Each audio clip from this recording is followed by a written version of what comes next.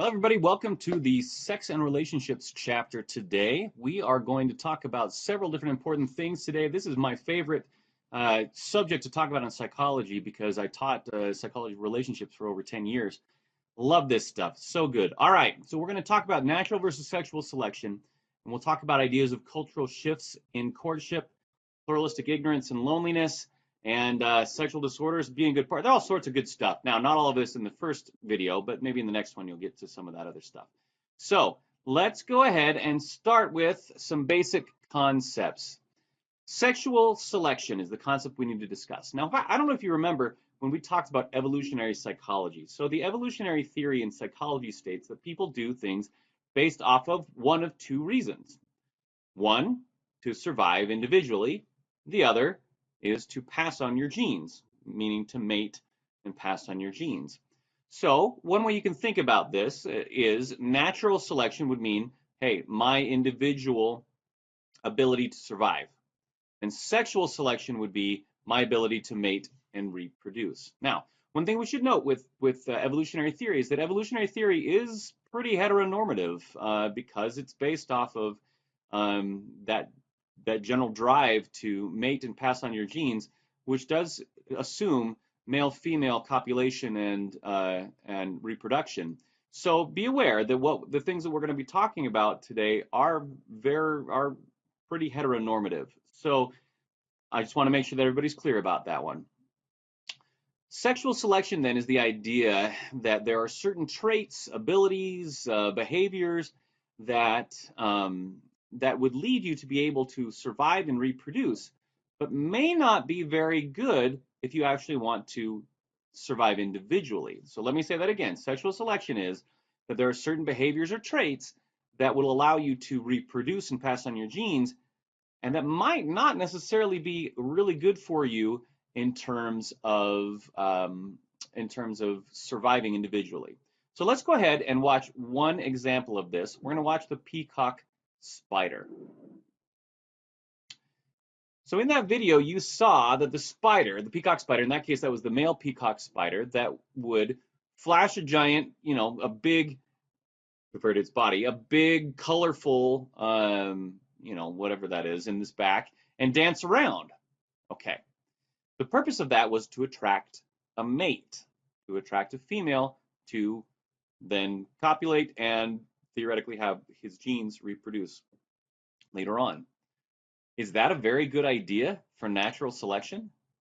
Is that a really good plan if you want to not get eaten by a bird? I mean, think about it. He's sitting there waving his arms around, flashing really colorful things. That's a pretty bad idea if you don't want to get eaten by a predator.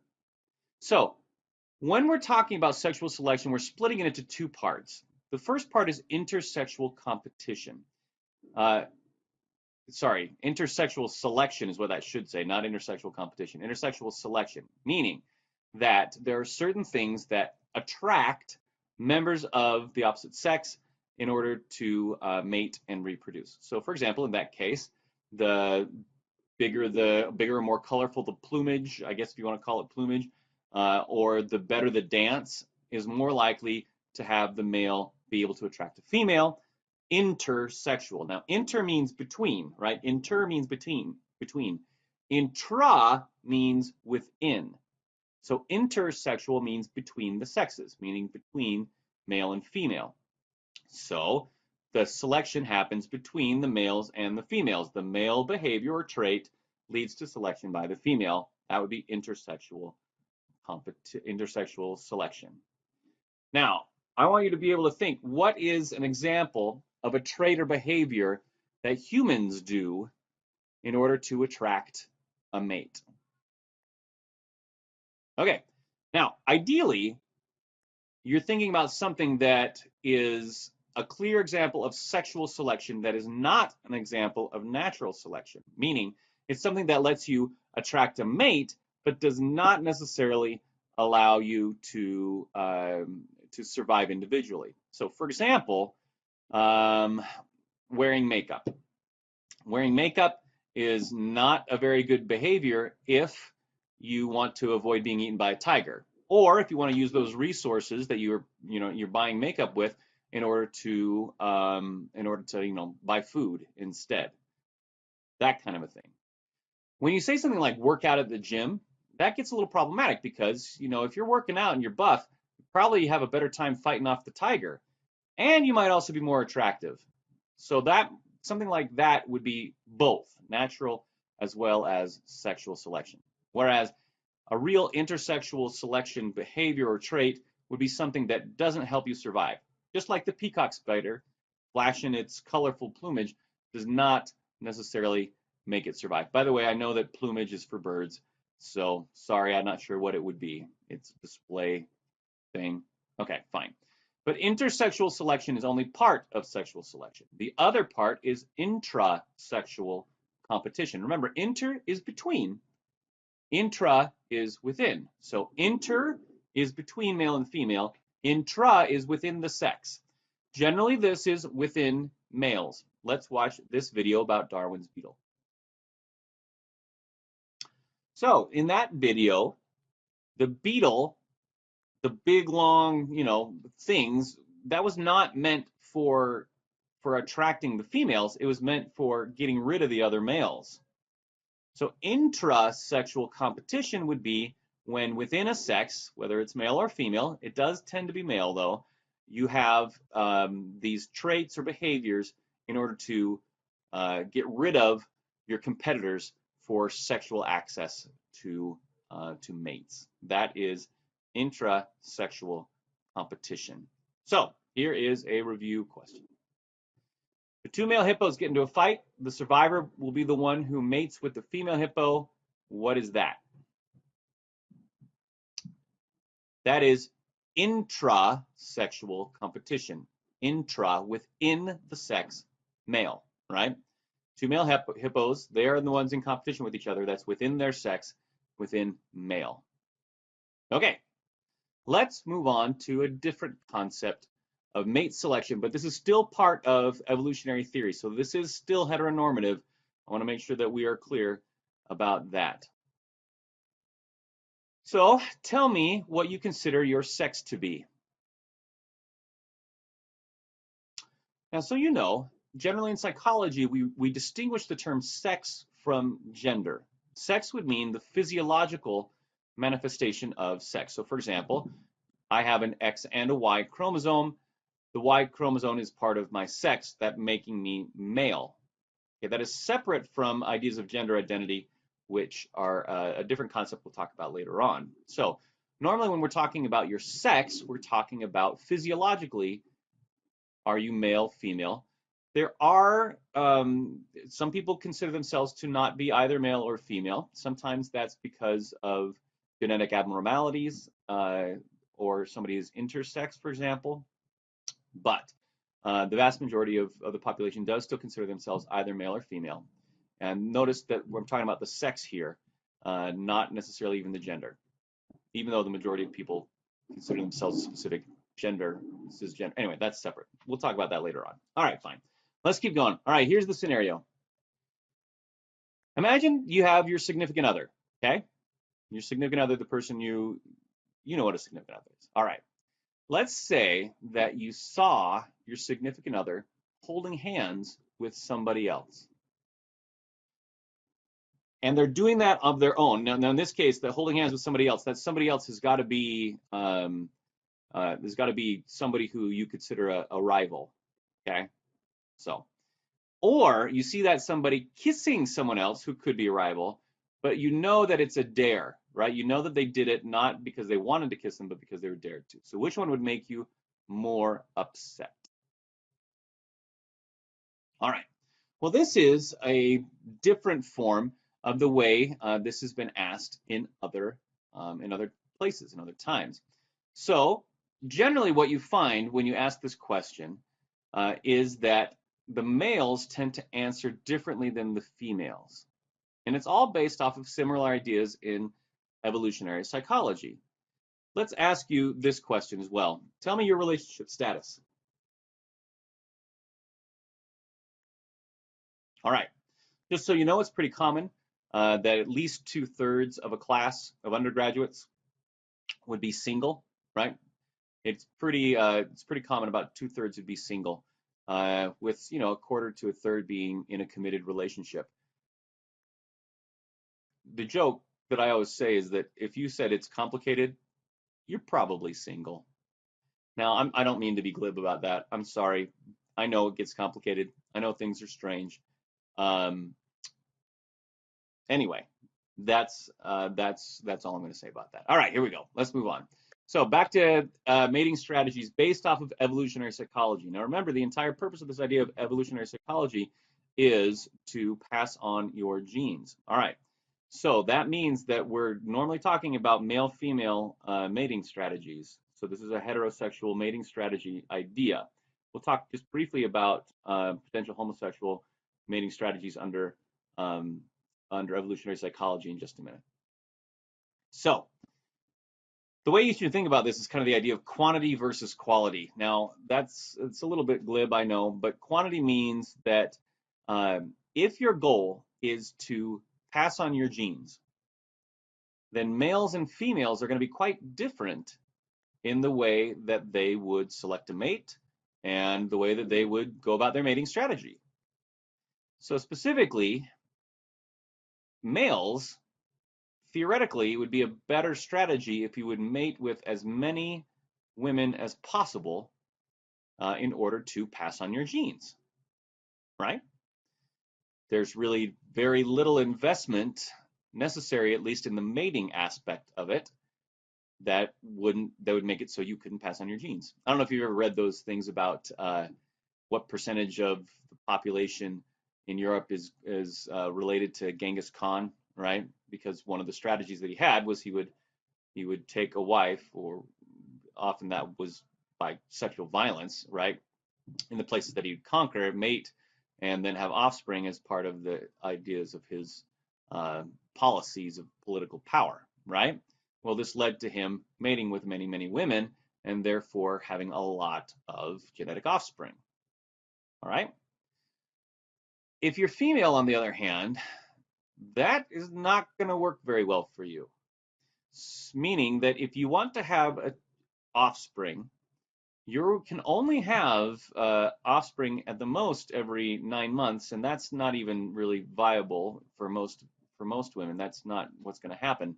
And generally, when you have a child, this tends to be the case, at least historically, that the woman tends to be a primary caregiver in rearing a child, meaning that not only do you actually have to gestate the baby for 9 months, but often nurse and care for the child for a long time, like 18 years kind of a thing. Now, if the males are trying to make sure that their genes get out there and survive, well, one way they can do it is just by quantity.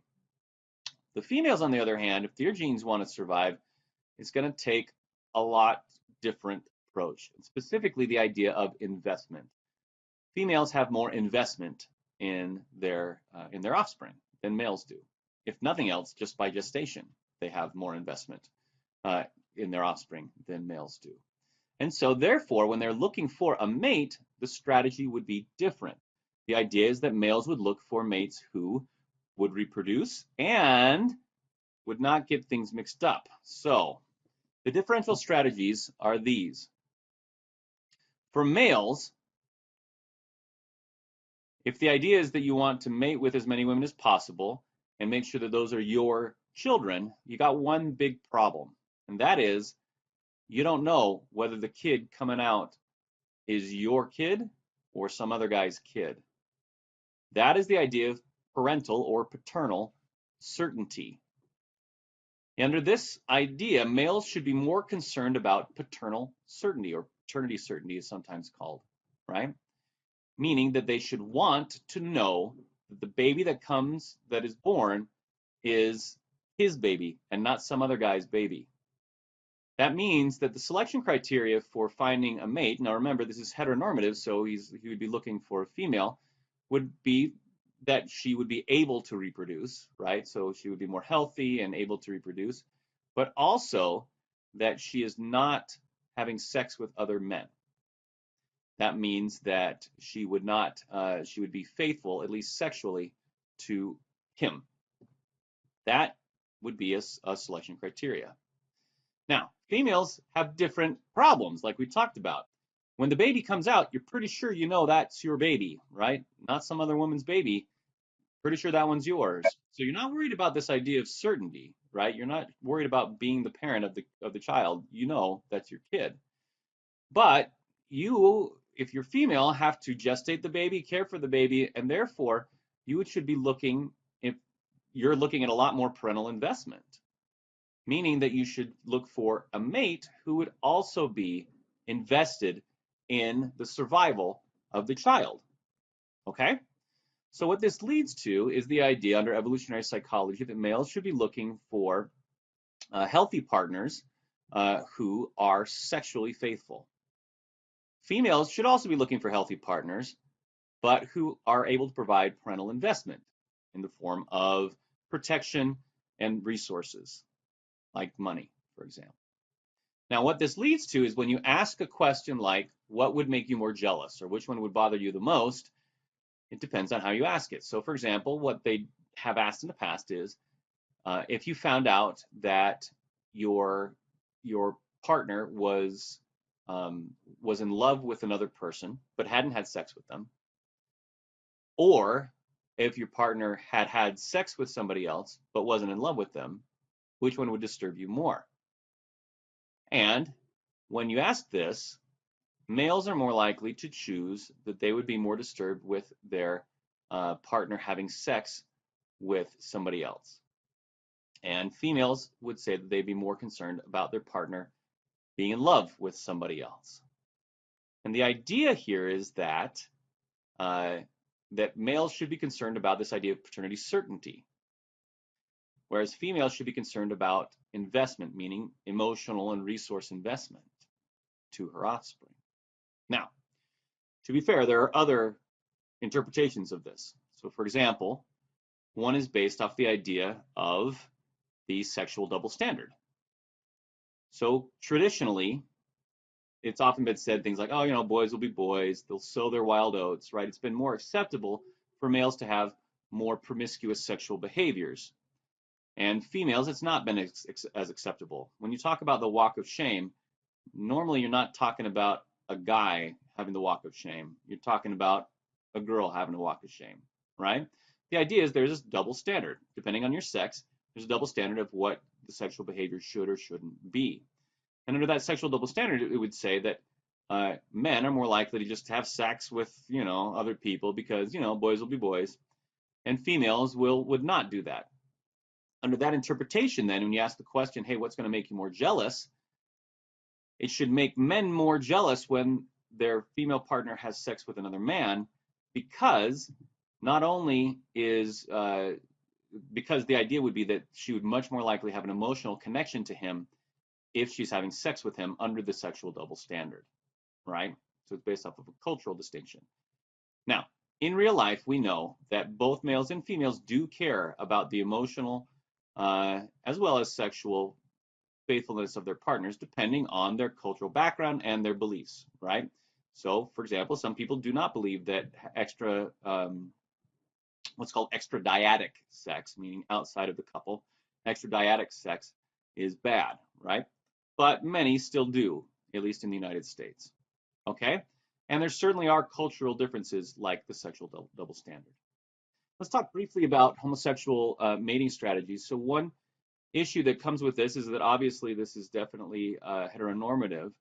One theory under evolutionary psychology is that that by having someone who is attracted to a member of the same sex, obviously they wouldn't be passing on their individual genes, but instead they would be able to provide resources and care for the offspring of their kin, meaning their family members. So, for example, one theory says that having a homosexual male in the family means that he is more likely to provide resources for his sister's offspring, who are shared genetic, even though they're not direct descendants, they're shared genetic. Now, obviously, there's a lot more to this idea of mating and coupling beyond what we're talking about here. But these are based off of ideas of evolutionary psychology and can be predictive of behaviors in mating practices.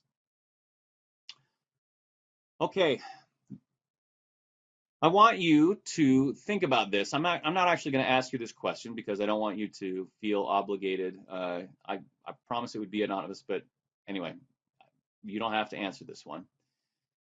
The thing that really predicts when people have sex for the first time depends on several different things. Now, one thing that's important to note is that when you ask this question to an undergraduate class, it's pretty common to have 25% to 50% of any given class be a virgin. That's consider themselves a virgin. That's not uncommon. And that's going to get to ideas of sex and what's appropriate, what's not appropriate in just a minute. So before we do that, though, we need to talk about this idea. So there are cultural differences in when people have sex for the first time. It is true that males tend to have sex at an earlier age than females do in the United States. And there do seem to be some differences based off of socioeconomic status and race as well.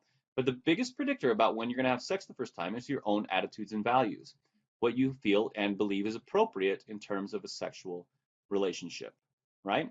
So the biggest predictor is still going to be your own attitudes and values about what you believe to be appropriate or inappropriate for having sex.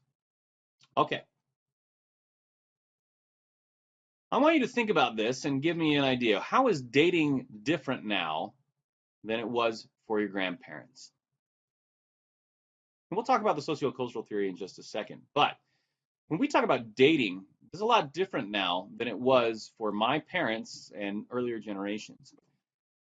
This has led to the idea of hookup culture. So let me kind of break you through this. So baby boomer researchers were looking at their students and saying, you know what?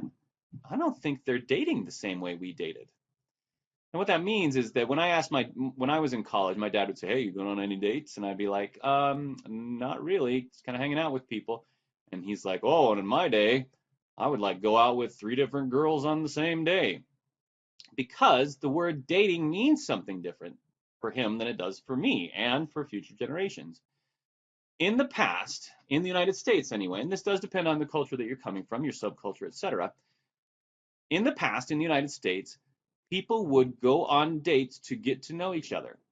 So it was not uncommon, and this was obviously heteronormative as well, it was not uncommon for a man to ask a woman on a date when he didn't know her. And by didn't know her, I mean like didn't even know her name, know her. Like not know things about her. The entire purpose was we need to get to know each other to see if we're attracted to each other, and then you would go on a date to do that. Over time, that's changed because, well, if you've heard probably the term going steady. Well, that's because people would date to get to know each other. They found somebody they like, they would go steady with that person. Over time, that changed, and we turned into what's called a hookup and hangout culture. The idea is these baby boomer researchers are like, hey, they're not dating the way we did. What are they doing? Well, they seem to be hanging out with each other quite a bit, and then they'll kind of pair off after the fact. And so what would happen is people would hang out with each other until they found somebody they like, and then they would go pair off and become a couple. Not on a specific dating, trajectory, but they would hang out, and then the idea was that they would hook up. Now, a hookup is a sexual experience. The idea, at least, the strict definition is a sexual experience without the intention of a continued relationship, right? Meaning without the intention of a continued romantic relationship. So the idea you'd have a sexual experience. Now, sexual experience could be anything from, from kissing to you fill in whatever blank you need to on that, right? So it's a spectrum. And so a hookup, according to this definition, and this is the definition that the psychologist gave, would be that you'd have a sexual experience without an expectation of a continued relationship. That means you cannot hook up with your boyfriend or girlfriend because you expect to have a continued romantic relationship with that person. All right? So the idea here is that dating has changed quite a bit over time. So here's what we're going to do. I'm going to ask you some questions, And we're going to end on this. We'll get back to what the answers are in the next video, but I want you to answer these questions. And what I'm going to ask you about is your behavior with alcohol, drugs, and hookup behaviors. Now, I promise these are anonymous, but if you don't believe me, you don't have to answer anything. I don't want you to feel obligated. But what's going to happen is you're going to answer, what do you think is common for your university? What is common for your class, meaning this class, and what actually is happening for you? Now, the university that you'll see here is CU Boulder because that's where I'm teaching right now. So it doesn't have to be CU Boulder. It can be your university where you are. So I want you to answer the following questions. Make sure you read what they say. So for example, we're going to start with this idea of alcohol. I want you to think, how many alcoholic drinks has the average CU Boulder student had within the last week? Then we're going to talk about different behaviors. So answer these questions and then we will be done.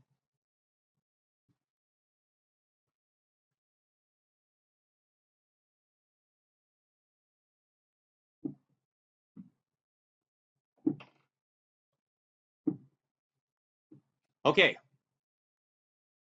Thank you for answering those questions. We will discuss what they mean and why they're important in the next video. Thanks, everybody.